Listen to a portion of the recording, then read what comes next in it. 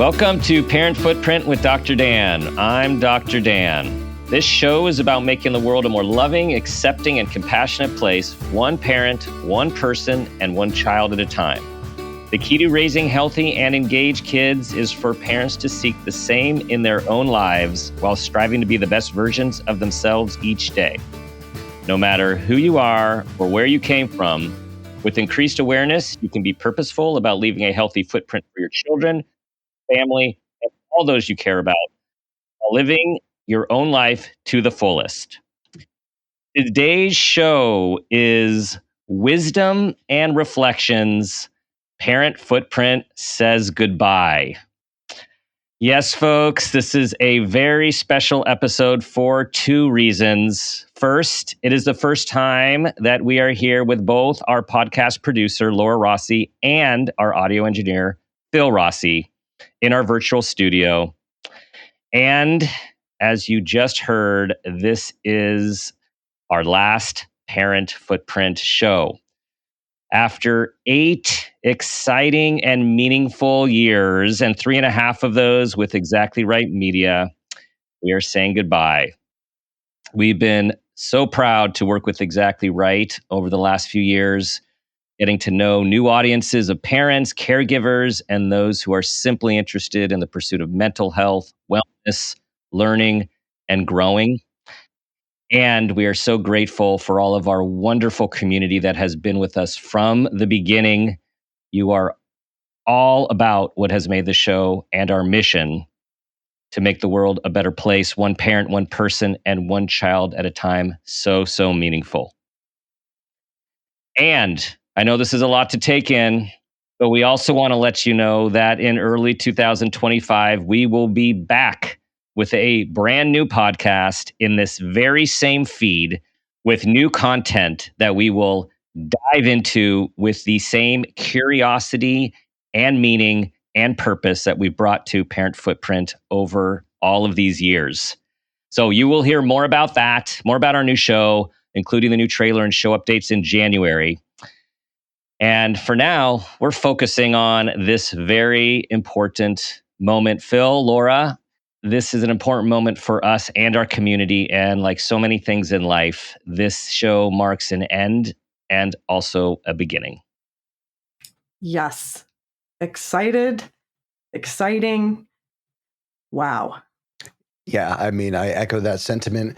As brilliant and inspired as the last 8 years have been, I feel like it has just been laying the foundation and groundwork for us to do amazing things in the months and years to come. And I cannot wait to turn the page and start that next chapter in 2025.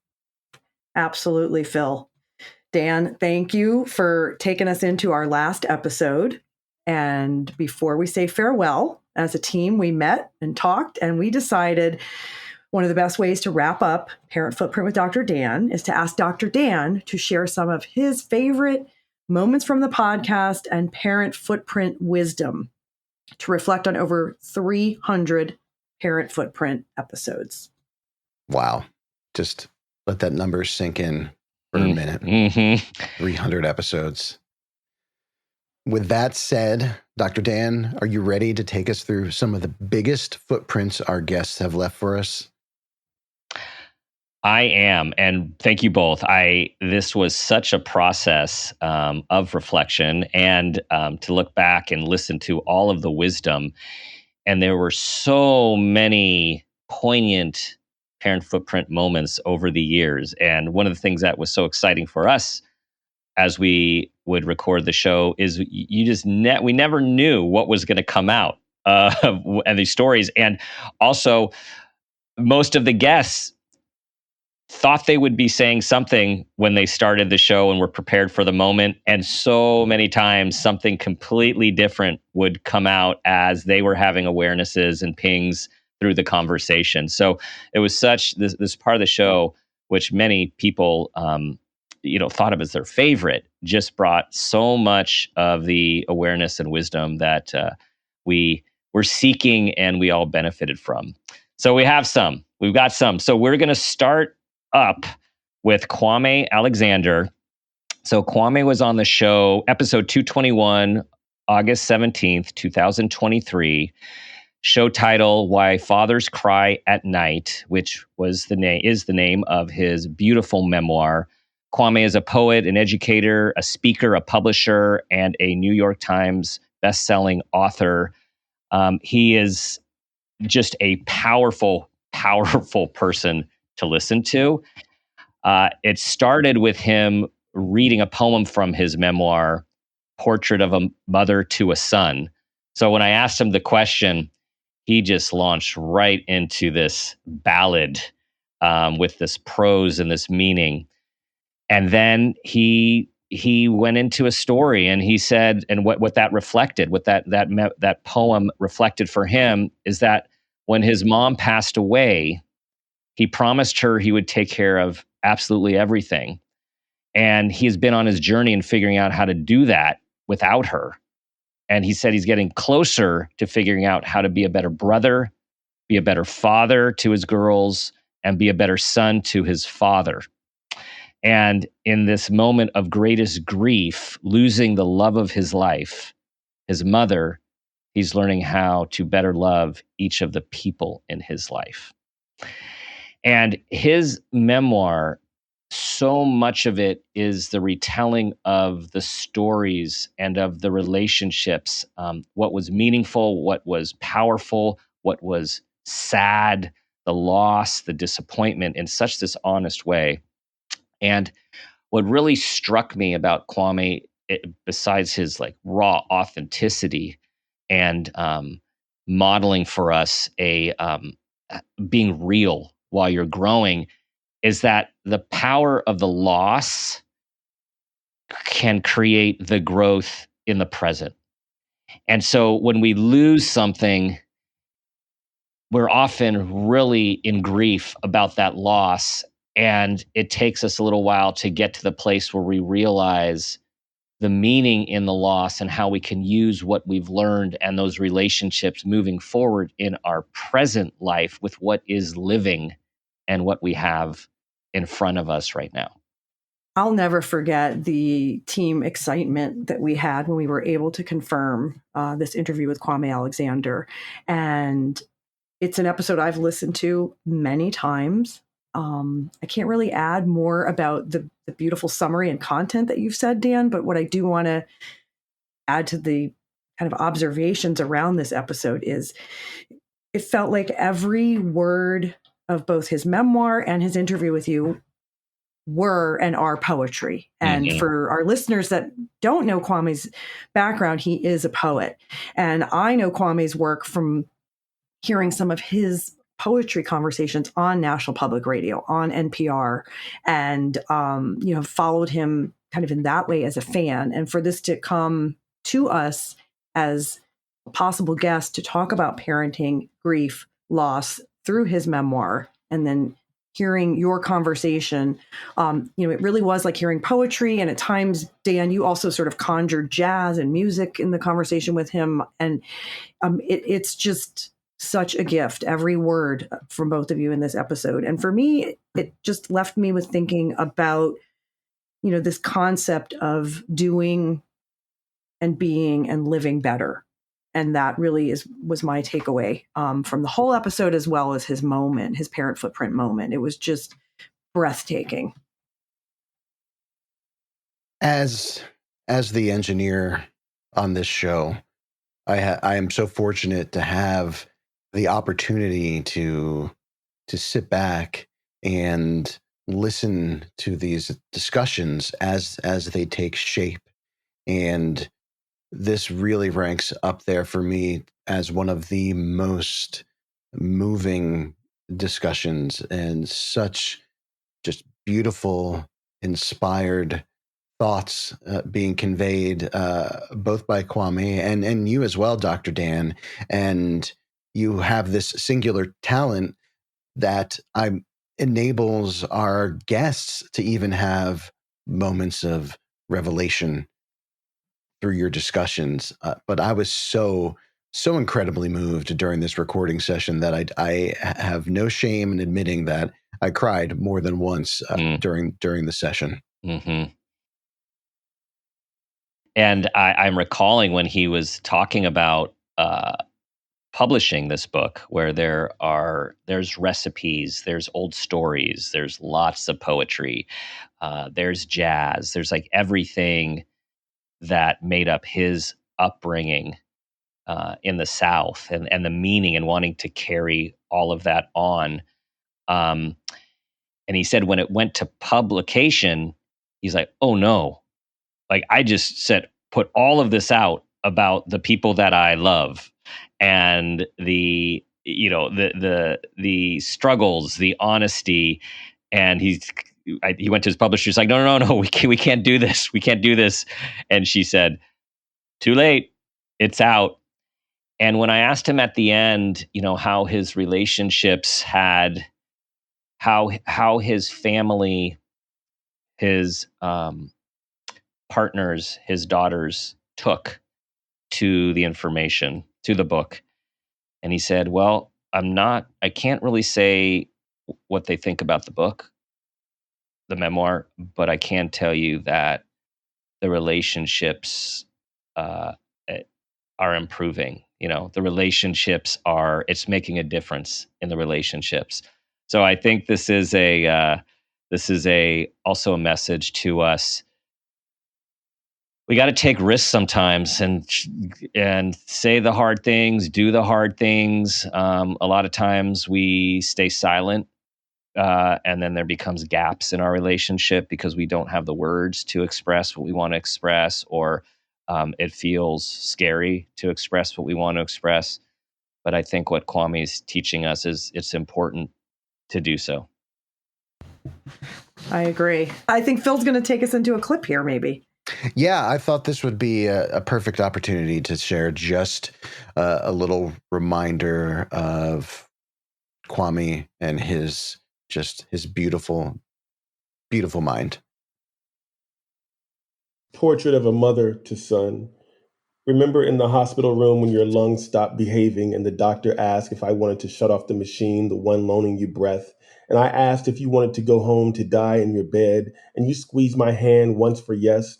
There was this moment where I saw in your face a smile the size of a planet, a woman lifting her lavender dress, walking into the water, unburdened, arriving at herself, smelling of honeysuckle, naked with happiness. And even though I'd been the one to ask the question, I was unprepared for your answer, for the drowning sadness that has owned me ever since. There are still answers I need. How you made a fire, pancakes, got 4 kids bathed and ready each morning, founded a school, spent real time with your parents twice a week, cooked an entire entree and 2 sides for 6 people every evening, stayed when he strayed, still believed in love wholly and solely, and danced joyfully around the house like the sea was a part of your body. I've always wondered if you ever cried at night, long after we were dreaming a world. Now you are gone, and I've carried your ashes from one country to another like luggage that I cannot unpack, like little North Stars I cannot touch.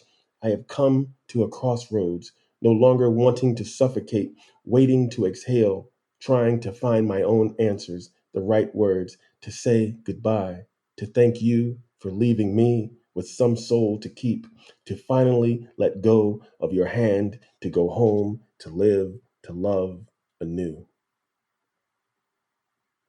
I think the irony of my mother passing away is that I promised her that I would take care of everything. And I think in these past 6 years, it has been a journey of me figuring out how to do that. But because of that moment, because of her no longer being here, if there is some glimpse of positivity or possibility, it is that I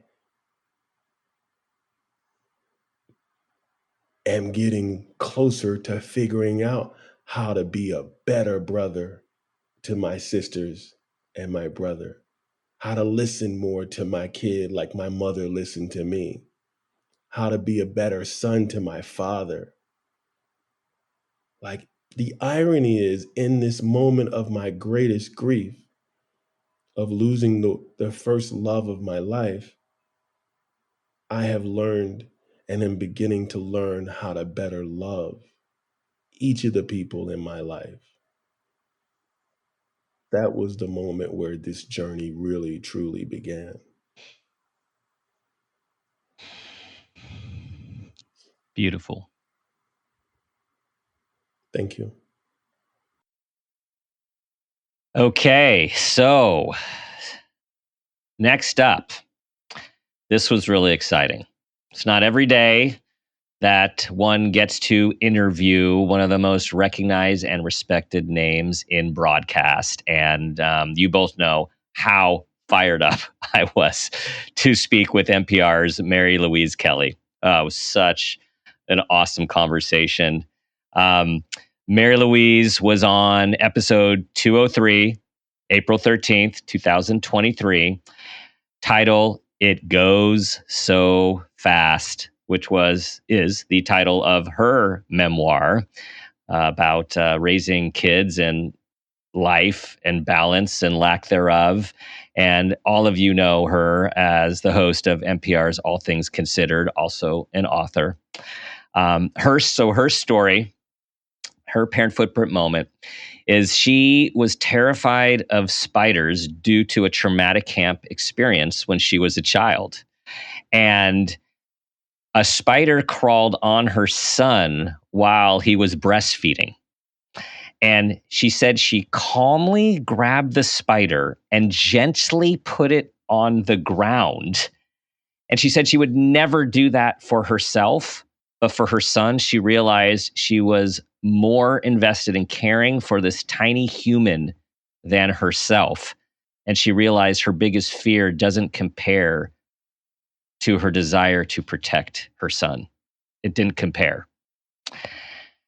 So, as someone who has worked a lot with fear with clients, whether it's specific phobias like spiders or generalized anxiety and worry, or any of the other wonderful spectrums of the worry monster, it was really powerful because it was like she described being calm as opposed to freaking out and realize she needed to like save her child from this thing. It's almost like when people calmly run into a burning building to save a loved one.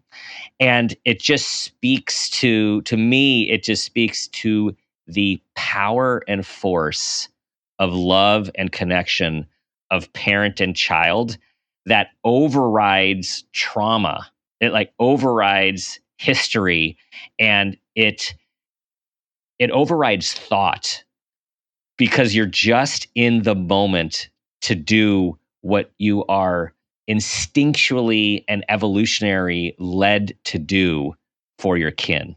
And we could think of so many examples where we are worried about our kids and we might not have the same amount of poise and thought when we engage in a moment with them because of our concern about them. So I just like how this brings us right back to our instinctual roots of protection, of love, and of things so much larger than ourselves.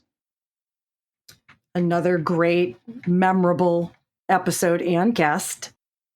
I love this example because it also shows the strength of a parent and their dedication to their child, that you will sort of dig deep. And whether it's a spider, special needs, some other kind of family emergency, bullying, whatever the challenge, big or small, and we've seen this across all 300 of our episodes, the strength also anchors in the same way that sort of love and connection does. I took away from this just, she was able to just do that without blinking. And so for me, that was one of the takeaways. I also felt really in awe, like all of our guests, but to have Mary Louise Kelly. And it just happens to be a coincidence that this is the second moment you're talking about. So it's following Kwame, also an NPR person, which, again, for our show, to have the opportunity to talk to so many people official experts or just experts that are your next door neighbors. It's been just the diversity of voices and really the reflection of our diverse community that all of our episodes have done. And I'll just leave my comment and then turn it over to Phil. The last thing I want to say is I love Dan's shout out to, you may have heard this, listeners, The Worry Monster, which is kind of the OG piece of Dr. Dan's work that brought me to Dr. Dan for his books and work with children and adolescents around the worry monster. And that has kind of flourished and bloomed and blossomed into Parent Footprint, our team with Phil. And as we talked about at the top of the show, 2025 is going to be a new chapter for all of us, and we cannot wait to take you all there. Phil, what did you think about Mary Louise Kelly? Oh, wow. Mary Louise Kelly, another truly unique, incredible soul.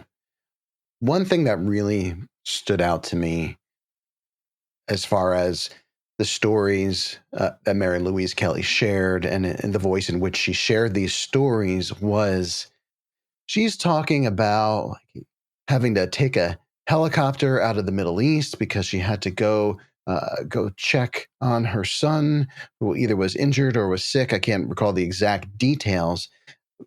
But the way that she shared that anecdote was so relatable that I've never been in a helicopter flying out of a combat zone, but I have had those moments where you need to go take care of your family, no matter what. And it was so beautifully described in such a honest, relatable voice that to this day, that has truly stuck with me. And just another amazing guest that we have been so fortunate to have on this show. Mm-hmm. And what I'm remembering very well about her memoir and this episode is how she, in a very raw and honest way, talked about the complexity of having a very an intense, unpredictable career and a drive and a love for what she does as an investigative reporter and journalist, and doing that, and also being the kind of parent and mother she wanted to be. And so much of the time, those are at odds.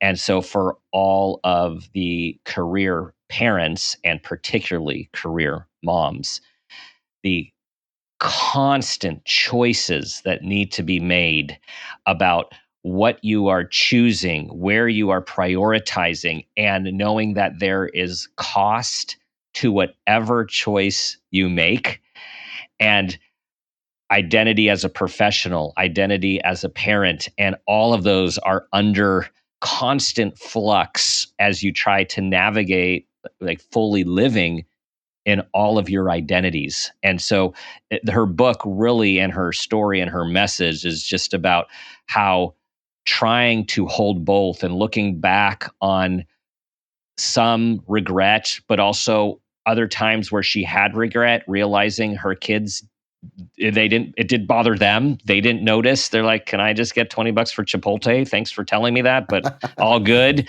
And Right. So, so many of us torture ourselves with, oh, was I there enough? Did I do the right thing? Did I say the right thing? It's important that we continue to reflect, but also we need to know that our kids are living their own lives. And a lot of the time they're not even paying attention to us. So reflection, good. Awareness, good. But also you just got to do your best, right? You just got to do your best and be kind to yourself. And since you brought it up, I'm going to say the momming. Shout out to the moms. And yes, it was really validating to hear her talk about balance and kind of dispelling the myth that there ever is real balance that we moms can achieve, but that her sons turned out okay and better than okay, and that things, do have a way of working themselves out. But that was really poignant for me as a mom, just reading about her struggles and the things she had to miss. But this is kind of our journey alongside our kids. We're all growing and evolving, and just thankful every episode, I can say, for all of our listeners and for Phil and I know that we continue to learn from the way you're sort of curating and distilling this kind of sort of gold from our guest, Dr. Dan. Really beautifully said, Laura. And thanks for sharing that insight with Dr. Dan and I and our listeners. And while I would love to say this after each episode discussion that we're having here, I know we won't have time for every amazing guest, and that is in no way to rank these guests or say any of these guests we're highlighting today take any priority over the other.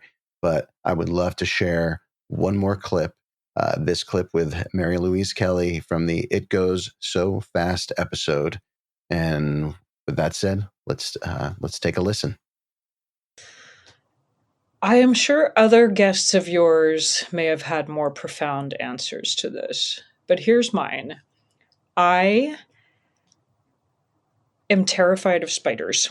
I can handle rats, I can handle cockroaches, snakes, don't love them, but fine. Spiders, I just can't. It has to do with a traumatic camp experience when I was a kid myself. We won't revisit it, but I am petrified of the tiniest spider, far on the other side of the room. And when James, my now 19-year-old, was a baby, one of the first, we brought him home from the hospital. We're just gearing up to, venture to leave the house. And I was sitting on a park bench with him at the playground, with him, I think probably nursing in my lap. And out of nowhere, a spider drops down and starts crawling across his little chest. And this will not sound remarkable to anyone who doesn't have this phobia, but I reached down, picked up the spider, calmly picked it up, put it on the ground, and it crawled away. I've never willingly touched a spider. That's serious exposure therapy. Wow. I didn't notice I was doing this, and my husband is looking at me, and his jaw is on the ground. He's like, "You just picked up and touched a spider. You didn't scream. You didn't call. You just picked up and touched it." I'm like, "Yeah, because he was on James, and I didn't have time to get you to deal with it. Like, I am the mom. I need to protect James."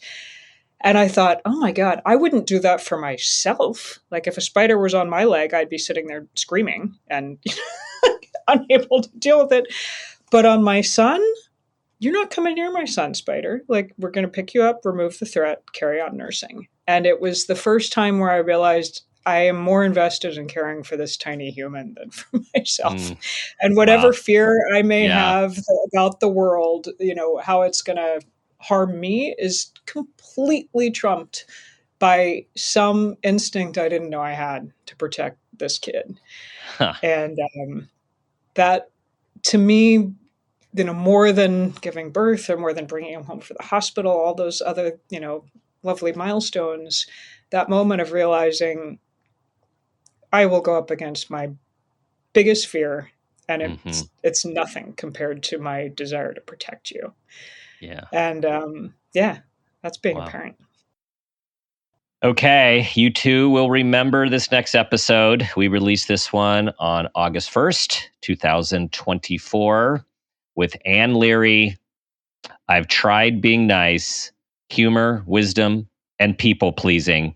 This was episode 266. She is a multiple New York Times best-selling author. And this was yet another memoir. Actually, as I went through all these, I was not looking for a theme, but so far they're all talking about their lives and their memoirs, which is, I think, what was so powerful about all of these. And Anne, so real, so just herself. So it was a real inspiration to me to sit with her and talk with her just about how authentic she is about her life and her stories and her growth and her, at times, lack thereof.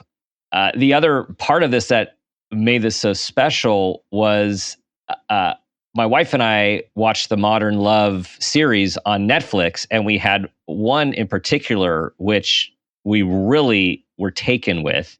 And it turns out that was the story that Anne wrote for the New York Times article that was selected for the series and made into a show about her and her husband, Dennis Leary.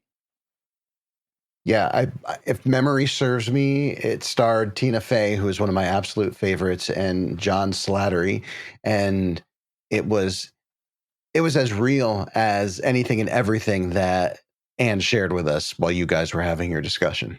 Yeah, and I just have to say that the Modern Love column in the New York Times is one of my favorite things to read regularly, and it's really hard to get in there. So they pick these incredible kind of slices of life about all kinds of love. So again, yeah, great so guest. real. Yeah, and so it was so real, the episode, and again reflecting her and how she lives her life. And it had a piece of therapy in there, which is something that, of course, I'm going to be looking at. It had some poignant scenes on the tennis court, and as a former competitive tennis player, that was something that I was also taken with. There was just so many parts of this, and it was just so real. So in Anne's parent footprint moment, she talked about the birth of her first child. And what came to her was the song Nothing Compares to You, beautifully sung by Sinead O'Connor and written, of course, by Prince. Two amazing music talents and souls that are no longer with us and a part of so many of our growing up memories and experiences. Yeah, R.I.P. both, right? Those are devastating losses. Yeah, yes. Truly. And in this Nothing Compares to You moment, as she was looking at her first child, she said she became aware of being a mammal and the connection to all other mammals who go through this exact same bringing beings into life and connecting to this purpose. And she said the emotional range that all animals share, she experienced and imagined experienced the same emotional range, and that her entire body was consumed with love and it never went away. Just the whole undescribable feeling and connection of when mother meets child for the first time.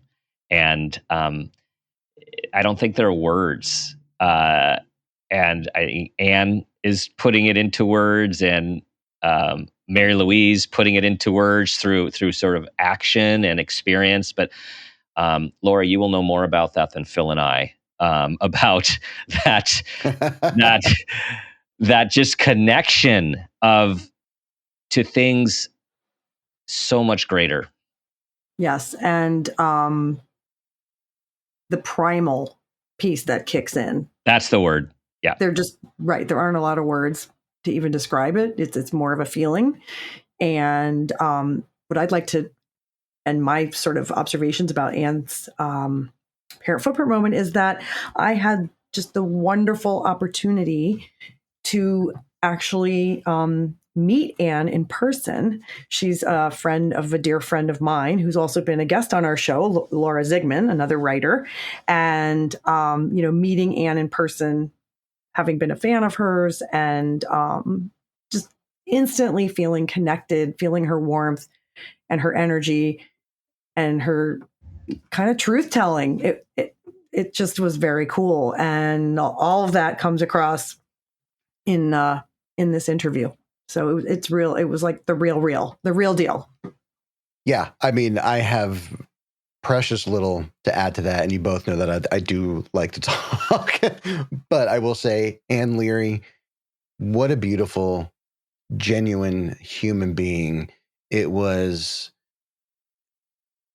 again, at the risk of sounding like a broken record, one of those moments that I just felt so absolutely grateful, like endless, this upswell of gratitude to be able to be a fly on the wall as these these conversations, as this particular conversation took shape, it was as we're fond of saying in the Rossi household, chef's kiss. And of course, our listeners, all of these episodes are in our feed. And I feel like we're not going to be able to do all these wonderful sound clips that Phil has been able to give us for a couple of the parent footprint moments. But all of these episodes are still available to listen to. And I highly recommend you sort of go back and sit with them, and all of them if you really have time. And I will say, as Phil said, in the Rossi home, a chef's kiss, the Rossi family, a chef's kiss. What I meant to say earlier, because so many people I know, like Rossi, Phil Rossi, Laura Rossi, like what's going on here?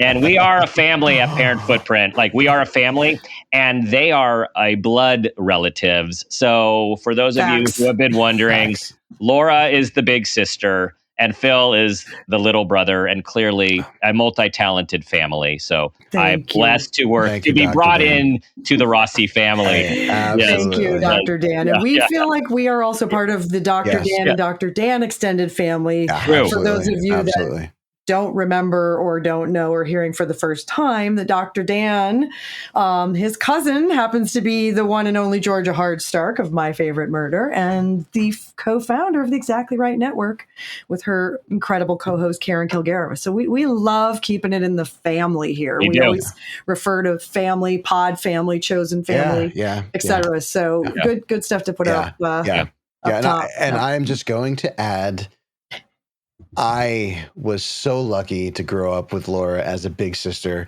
and so much of the good that is in me and the things I'm interested in would not be the case if I didn't have Laura as a big sister and often mom number two. Mm-hmm. All right, Laura's getting her tissues out, so we got to keep the episode flowing. But thank you, Phil. Thank you. Chef's kiss. All right, Dan, take us into. We have a few more episodes that we're going to talk about. We do. I think we're on. Now, are we on number 4? We are on. Okay. Yes, we are. We are on to Elise Loehnen. So my wife turned me on to Elise and her podcast and her Substack, and my wife feeds me all of the stuff that I need to listen to, and I'm so grateful for that. And Elise is such a brilliant mind and another authentic human being. And so she was on the show, episode 252, April 25th, 2024, show called On Our Best Behavior. Elise is a New York Times bestselling author. She's host of Pulling the Thread podcast, and she also has a Substack by the same name. And so I want to give you the backstory here. My wife forwarded a Substack article from Elise, and it was basically about how she has this new book. She is a personality, a leading thinker in the entertainment space, in the literary space, and not one male podcaster, and we're talking of the high echelon male podcasters, had invited her on their show for her to talk about her new book and what she's doing. And she is talking about a lot of the different systems. She's great at really breaking down systems and how systems work, and how one of the things is that the men are all really good at supporting each other and have this abundance mentality that no one's taking away from someone else. They're supporting each other. Whereas the women often feel more of a scarcity mentality. And she takes this on in her book, and there's reasons that she believes that this happens. But the main point I am bringing this up is I saw that and it made me mad. And as someone who has 2 daughters and an amazing, strong wife, and someone who is feels very strongly that the female species is what makes us all go round, I was pissed. So I wrote to her and said I was really moved by your article, and shared some of my own personal experiences and my own thought. And I said, and with all of that, I would love to have you on my podcast. And I am so grateful that she said Yes. And she just continue everyone to follow her work. She dives in to tough stuff, to complex stuff, and she synthesizes it in such a brilliant way. And she just wants to keep growing and help us all keep growing. So in this, for her moment, she talked about spending the weekend years ago with the mother of her college boyfriend. So, I mean, it was a family vacation, and she was with her college boyfriend's family. And her boyfriend's mom said she really didn't know how she became an adult. And that it was in that moment and in that conversation that she realized that adults are just like us and in a process of growing up just like we are, young adults, teenagers. And it made her more compassionate for her own parents that they were still growing up. And I just thought back, to those moments, if we all can remember, mostly, when we realized the people that we looked up to are just human and fallible, and the mixed emotions that go with that awareness, like, wait, what? And it's actually making me think of when our oldest talks about when she experienced that with my wife. There was something going on, and she might have been, I think, early college, late high school, early college. And she called my wife for her guidance and wisdom. And my wife said, "You know what? I don't know." Like, just said, "I don't know." And she said, "Oh my gosh."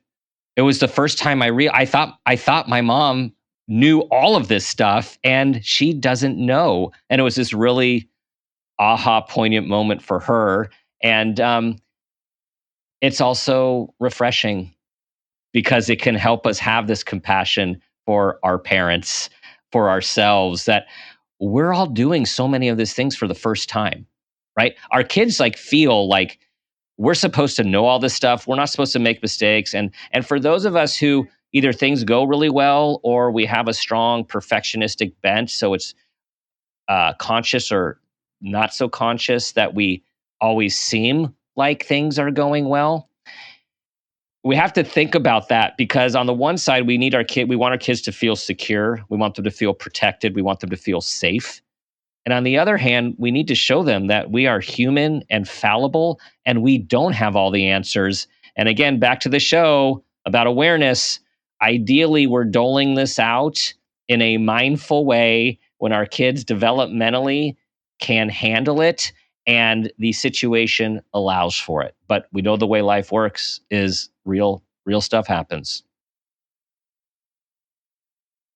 Well, going back to one of our goals for the show, our mission really was to talk about our experiences and working through our own experiences, our own histories, how we were parented in order to parent better, or, if you're a caregiver or a grandparent, examining that part of ourselves that is still learning and evolving. And so sometimes during the show, I feel like we joked about, parenting. And then this is also about adulting, which happens to be the name of another Exactly Right show, which is Michelle Buteau and Jordan Carlos. Shout out that show and Exactly Right.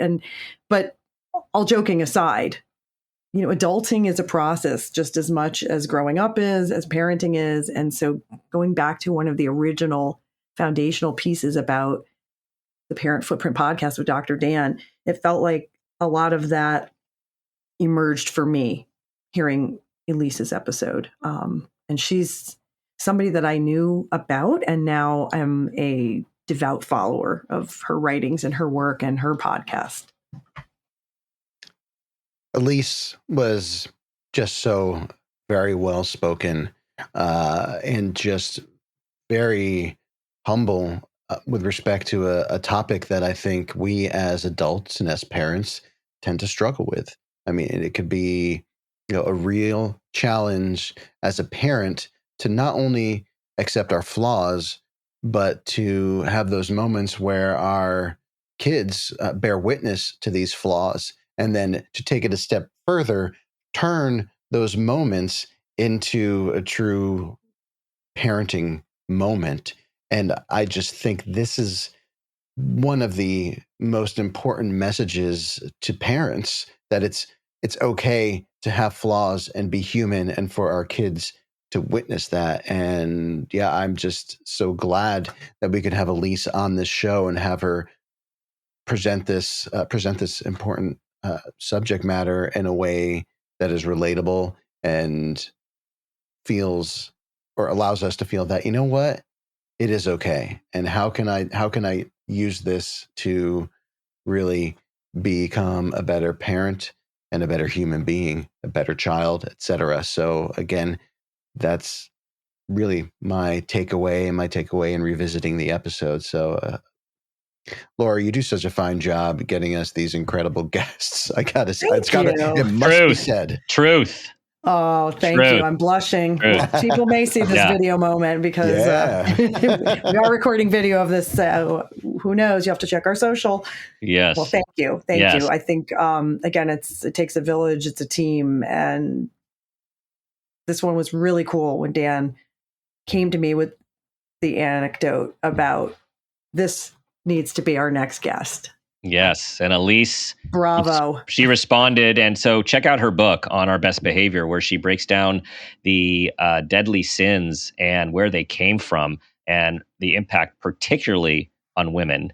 And also there is a piece in there about how later in the book about how raising boys and men and how emotional words and emotional lives are also impacted and taken as we are raised as boys and men in the culture that we are. Okay, every one of our listeners and those in the podcast world in general, and anyone who follows entertainment and great thinkers and great writers knows, listens, and loves Kelly Corrigan. Big Kelly Corrigan fan. My wife and I, big Kelly Corrigan fan. She was a local close to where we live, so we have seen her speak, go to the fundraisers at her events at the Oakland Children's Hospital, and she has since moved out of California, like many are doing these days. And Kelly is also just such an authentic, real voice. I think Oprah called her something like the poet laureate of the common person, something to that extent. And so Kelly, Kelly's show, Motherhood and Transitions. She is a New York Times best-selling author, host of PBS's Tell Me More, where she has a book by that same title, and host of Kelly Corrigan Wonders, her podcast. And for her Parent Footprint moment, I think so many of us can relate to this. She talked about her daughter Georgia had pain in her knees, went to the hospital, and then went to weekly OT with practices that resulted with endless nagging. Like she had to endlessly nag her. You'd go, we got to go to the appointment. Are you doing your OT exercises? And the reason was she was playing lacrosse. She was a lacrosse player, and she was inhibited by her knee injury. And so she wasn't doing anything to help her knee injury to get back on the field. So she said she yelled, she flipped out on her, and then she saw someone walk by the house. And then she saw herself as if she was watching the yelling scene in the house. And she realized, why was she taking this lacrosse thing so seriously? And who cares? And then she realized what really matters. She's like, what is a reasonable way a loving person actually talks to someone they love? And then she engaged with her daughter and said, this is how loving people engage. She apologized. And she said she should never let anyone talk to her that way, not a boss, not a partner, not a teacher. And she talked about the importance of repairing and focusing on what is really important. And this is why she is so relatable. And we have all been there. Any of us who care about anything that our kids do, don't do, what we support them in, we've been there. We nag, we yell, we worry about the consequences of their actions and their inactions. And one of the things we need to ask ourselves is this about them or is this about me? Like, how much am I bringing this emotion into it because of my fear for them? Or what am I going to tell other people about this situation? Or what does this say about me being a parent? And also, how we need to acknowledge when we step out. We step out of bounds. We cross over. And we're all going to do it.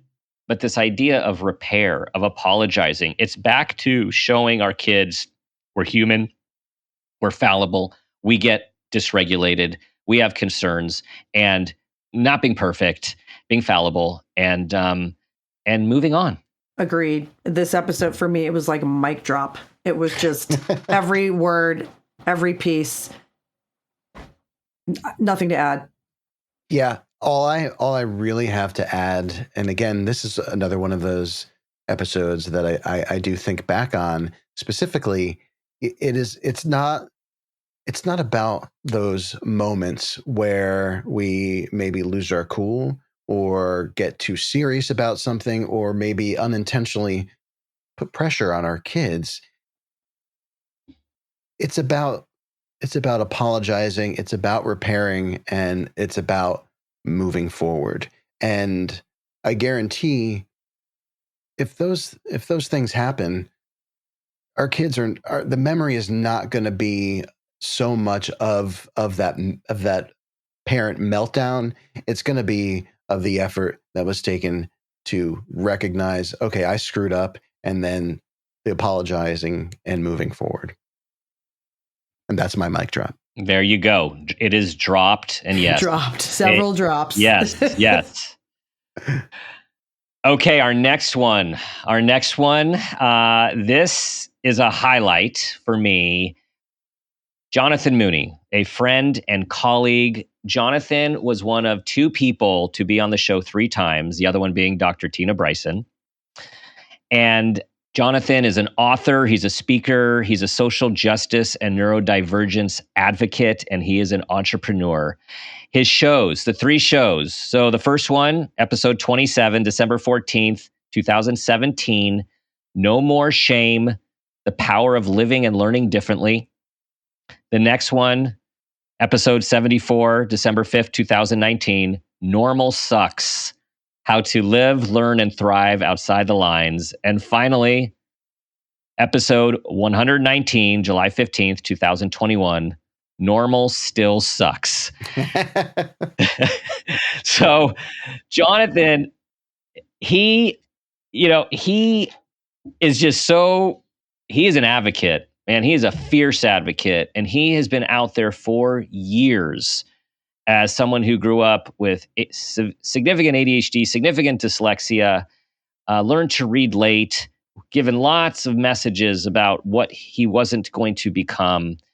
Such a bright person, such a passionate person, and such a mission purpose person. And so I'm going to share 2 of his 3 parent footprint moments.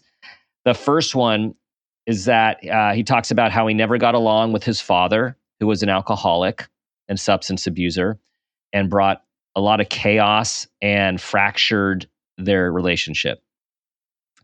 As an adult, after about 6 years of estrangement, they reconnected, and he realized that the fruit did not fall far from the tree. His father was shamed in the same way that his father shamed him. And that he realized and he learned that he can have empathy and forgive. And that while it doesn't excuse the behavior, it means that the cycle can stop and end with him, for him as a father, with his sons. So that is one we're going to return to. The next one is the moment he said that made him the person and the parent that he is today. And it's his mom, which those of you who follow Jonathan, he describes her as this tiny, stout immigrant woman who cussed like a sailor and like get out of the way when she was pissed off, and when she was a fierce defender of him, an advocate for him. And he said that moment was when he was diagnosed with dyslexia in the 3rd or 4th grade, and they were called in the office to get the testing feedback. And he said the ambience was like they were getting very bad news, like it was like a funeral, and they were like sitting Shiva for his normality. And he said they read out loud all of his deficits, and they left, and he asked his mom if there's something wrong with him and that if he was normal. And she said, Jonathan, normal sucks, which he has run with for a very long time. Yes. So those few comments on, and Jonathan's always so like insightful and powerful in his delivery. So I think the first one with his dad, this idea of forgiveness is hard, right? Forgiveness is hard, but forgiveness is actually so important for us as we move forward in life, as we work through our traumas and our past and things that hold us back. And as he said, there's a difference between excuse and explanation. So we don't need to excuse behaviors, but we can explain behaviors. And when we explain behaviors, it helps us make sense having that context. So for him to know that his dad was hard on him and shamed him, and to realize, well, that's actually how his dad was treated, which of course is what Parent Footprint is all about, is choosing the footprint we want to leave, because so many footprints are passed down on us. That's just the way this thing works. And so that he could look at himself and realize that he had a different footprint to leave with his kids.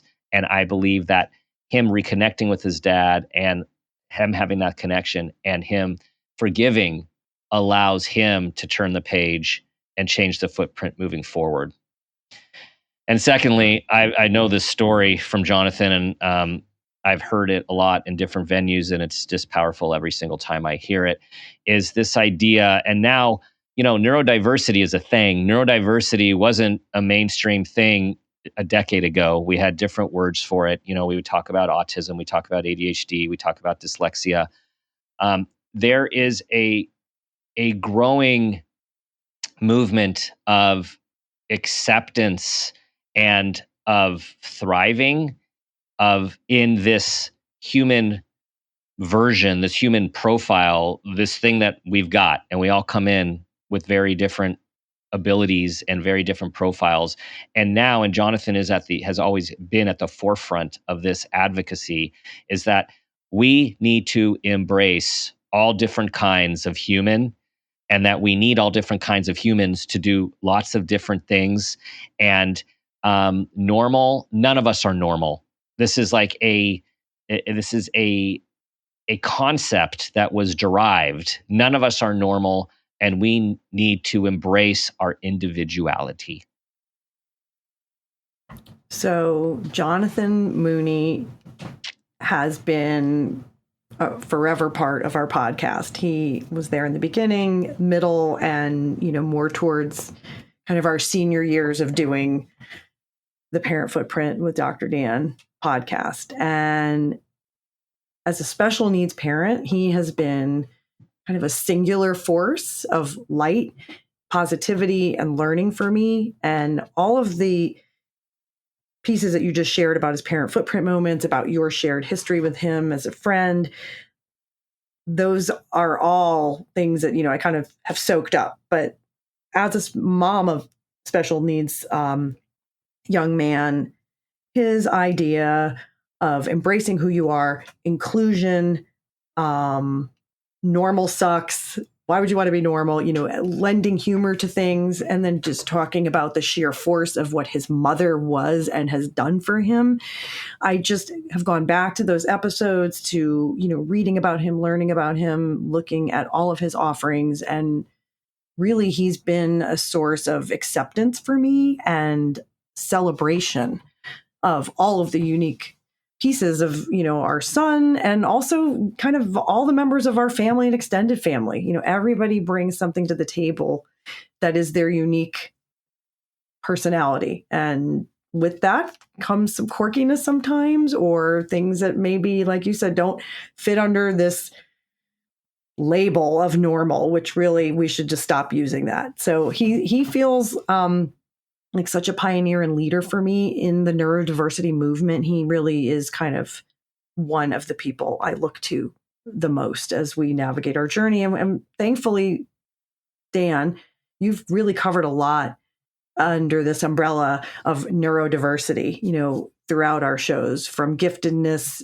to autism, Tourette syndrome, special needs, kind of in all its colors and all of its beauty, and as well as, physical disabilities. So I really want to personally thank you. I know I'm the producer, but as a parent and a listener, I just thank you for being so inclusive and open, and just bringing on voices like Jonathan's to guide us. Very meaningful. Thank you.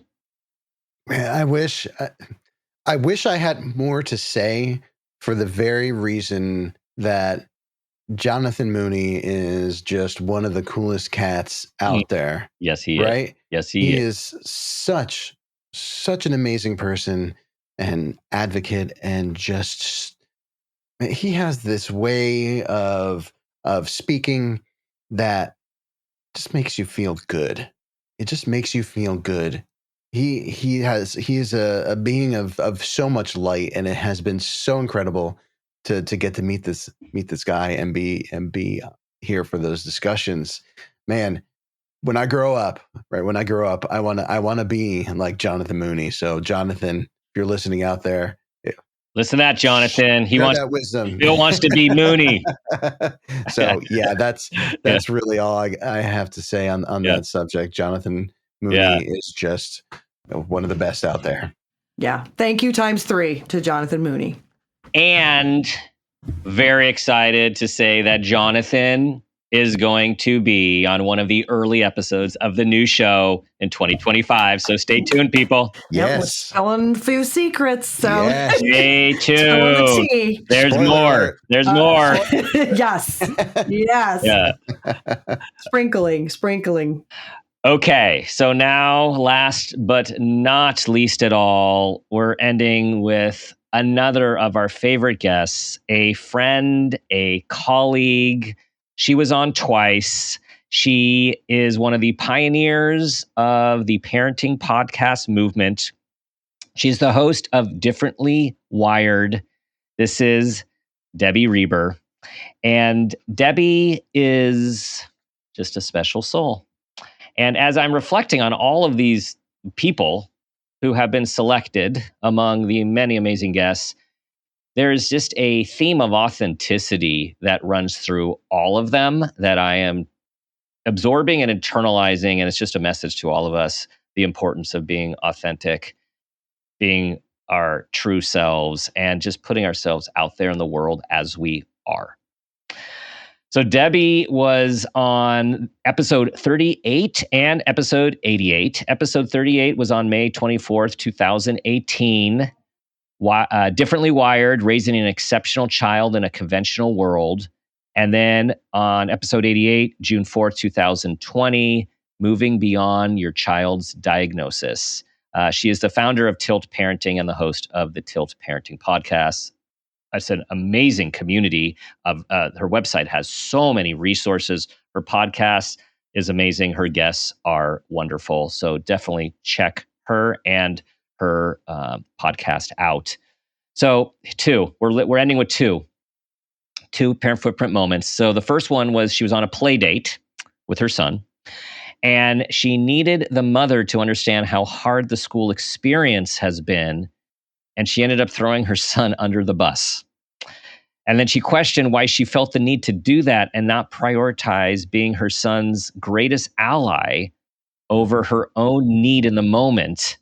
And she said it was so humbling and it was painful, but it benefited both of them. The other moment, anger.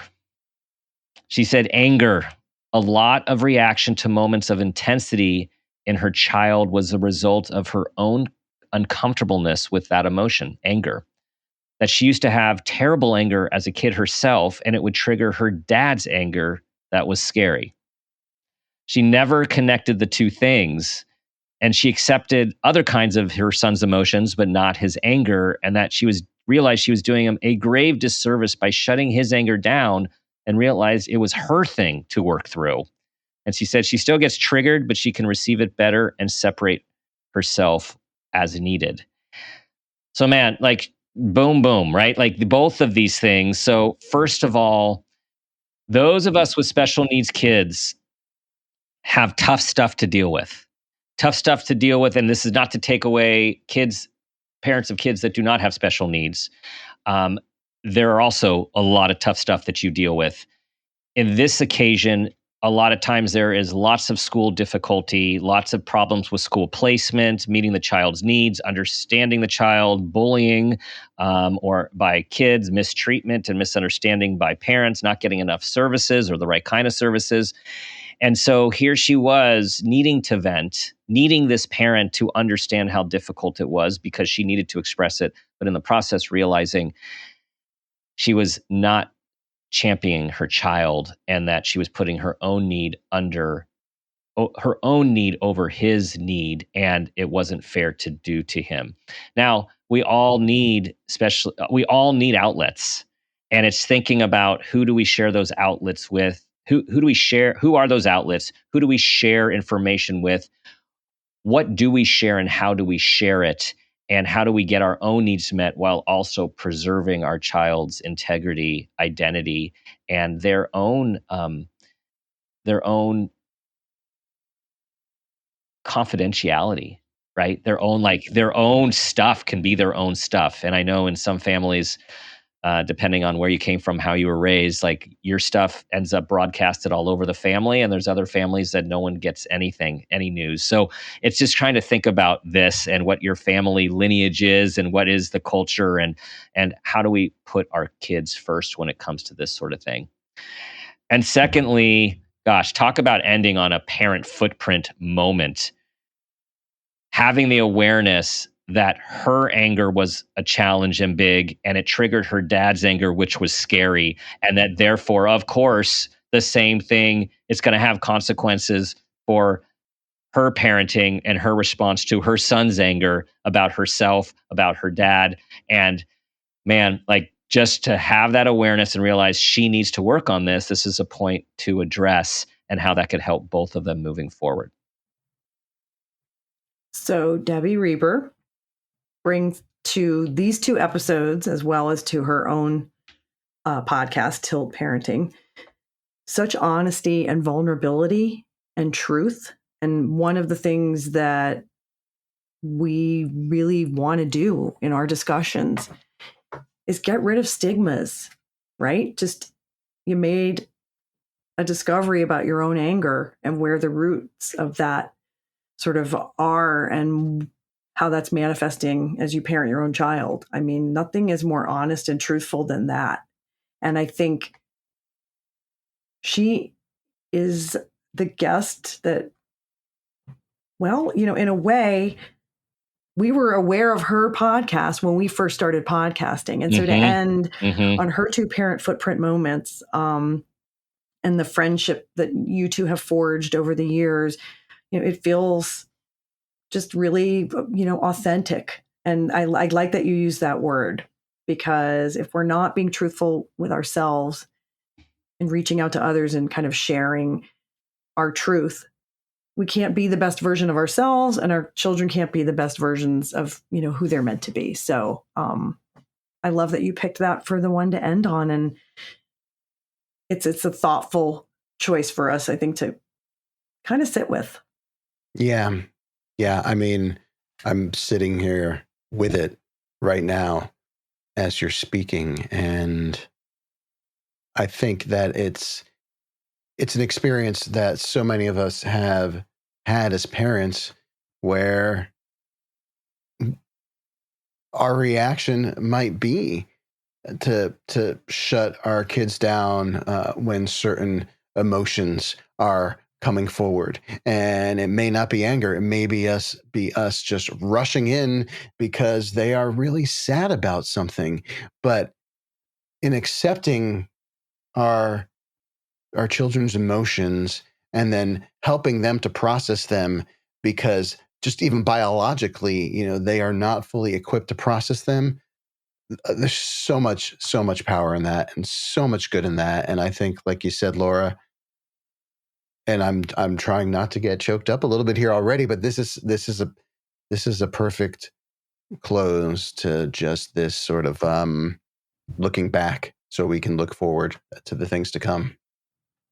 Agreed. I think, can we give a round of applause to yeah. us and All our of guests? us. Yes. To our guests, yes. And of course to Dr. Dan, Yes. who really, and I mean this from the bottom of my heart, not just because I'm completely biased, because I am, I'm sure, but you put these guests in front of anyone else, they would still be incredible guests. But because of just Dr. Dan's unique talent and ability to carry these conversations, which, if you go back and listen to our back catalog, our guests reflect on this very point too. Dr. Dan creates this safe space where it really is just a beautiful discussion between two amazing people. And I feel like that has brought us the success that we've experienced thus far, and it's only going to enable us to do huge things to come. Yes. Yes. And I'd like to add to that just that as Dr. Dan set out to do, I really want to kind of underline and highlight that every episode we have done, that you indeed, Dr. Dan, have made the world a better place. Yes. One episode and one guest at a time, the way that we with our show have said we want to make the world a better place. Yes. One parent, one child at a time. And I'm just going to say, looking back on all of this beautiful, meaningful work, I'm a little verklempt, as they say, saying goodbye. I have my tissue and, tears of joy. That's kind of one of my signature moves. So thank you. And it has been such a privilege to be part of this. And this means you listeners, this community, online, in real life. And that's kind of, no need to say more from the producer side. And I'll just say, I second that emotion. Yeah. You speak for us both here. Yeah, family. It's a family thing.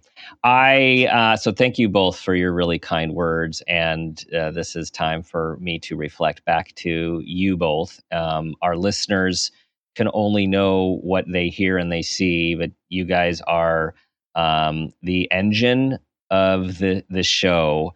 And you each bring to your jobs your whole selves and your passion, your compassion, and your talents, and the collaboration and the synergy that we have all experienced over the last several years is just is special. It fills me up, and I'm excited for what's to come, and so very grateful for you all.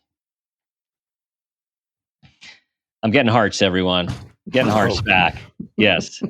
Okay. Jesus. Yeah. We'll cut that out. I was given such a big heart. Yeah. Big heart knocked over the microphone. Yeah. I hearted it right over. You hearted it hard. You're going to have a lot of editing to do on this film. He hit the hard. All right. Yeah. And Dan, you don't have to say that bookshelf thing if it sounds weird. No, I'm moving in. I'm moving in. Yeah. I'm moving in. Okay. Here we go. Thank you all for being a part of the Parent Footprint family. Thank you for listening. Thank you for your questions. Thank you for just being who you are.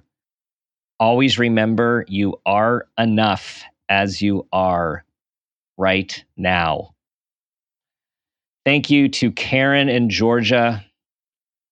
Thank you, Exactly Right, and the amazing Exactly Right team, who is comprised of awesome human beings, every single one of them. We are really going to miss you, and I speak for the three of us. It's been such an important relationship and meaningful relationship with all of you. As I said at the top of the show, we're going to be announcing all of the news and updates about our new podcast on social media, on my website, drdanpeters.com, and in the same feed that you subscribe to now for Parent Footprint episodes. This is the beauty of it. It's not going away. It's coming with us. And just as we are all evolving, we are going to continue to evolve. in what we talk about, in what we do, and how we all grow together. So continue to follow us at Parent Footprint Podcast on Facebook and Instagram, and on X at Dr. Dan Peters. You'll find all the updates about the new podcast, news, our trailer launch in early 2025, and much, much more. Stay there. You will be a part of the seamless transition to what is to come, and we can't wait to return in 2025. For the final time, remember the promo codes and links from all of our incredible advertisers are still online at exactlyrightmedia.com/promos. Scroll until you see Parent Footprint and you'll find all our latest deals. Remember to be the person you want your child to become. And for the very last time, we are going to ask you to ask yourself the question we ask ourselves each day: what footprint do you want to leave?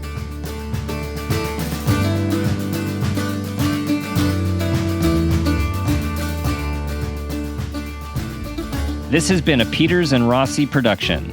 Parent Footprint with Dr. Dan is produced by Laura Rossi. Our engineer is Phil Rossi. Theme music is Mountain Spring High, composed and performed by Gabriel Lewis. Artwork is by Garrett Ross. Follow us on Instagram and Facebook at Parent Footprint Podcast, and on Twitter at Dr. Dan Peters. For more information, go to exactlyrightmedia.com.